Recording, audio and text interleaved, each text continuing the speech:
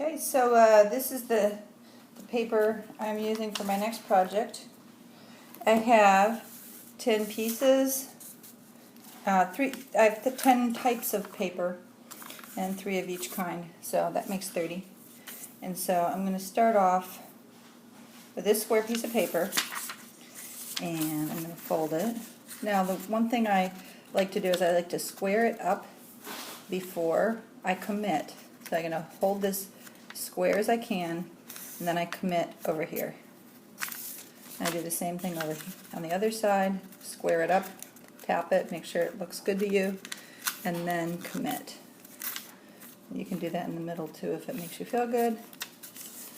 And that just helps a little bit. Okay, then what you do is you're going to fold down to the middle, and I like to kind of curl the paper and just sort of slide it a little bit until it lines up. Again, I like to do something that helps me figure out if I'm going the right direction before I commit to the fold. Again, if I curl the paper and just wait till I feel really comfortable with where it is, and then I can commit. And and just press it.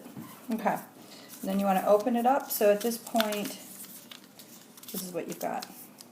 All right. Now, when you decide at this point to start folding in this direction, you've committed to an orientation. If you decide to start folding everything up from this side, you can do that, but you have to do every single piece from that direction. All right, so I'm going to do it from this direction. I'm going to very carefully line it up. And one thing I'm looking at, you're going to be looking at these two edges to be straight, but I also want your eye to come over here and look to make sure that corner is as sharp as possible. There. Now, this is the center of the paper. You rotate this 180 degrees, and you do exactly the same thing on the other side.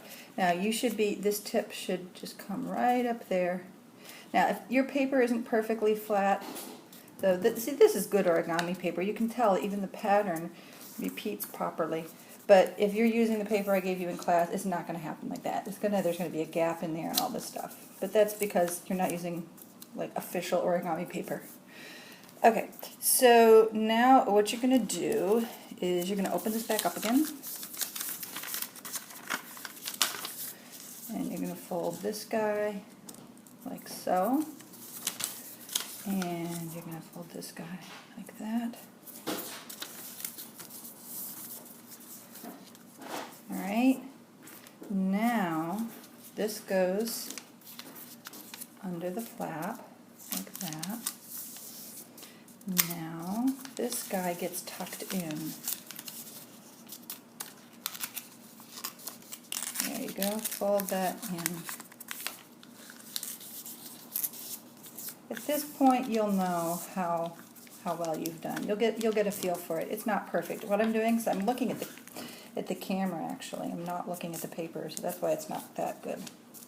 It's bumpy, but it's good enough. It's good enough. So I'll continue. Now I take these little wings and fold them out like this. There you go.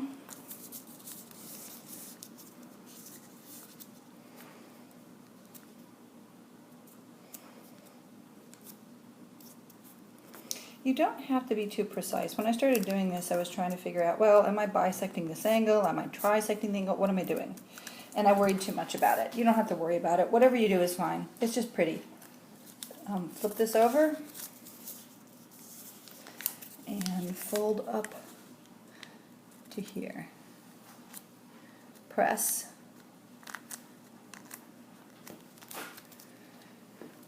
"180 degrees. Do this again. Be very careful. Right like that. Press, press, press. Okay. Flip. And press this way. If you've ever folded a flag, it kind of feels like a flag has just been folded. Okay.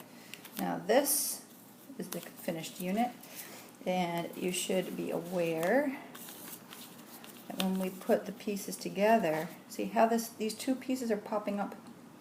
Those are going to be where your triangles start forming, those pyramids. And these guys that are sitting flat down, that's where your vertices are going to show up that have 5 pieces coming together right there. So those guys we call hyperbolic. These guys are elliptic. Okay, and I will give you a second video once I've made 30 of these pieces.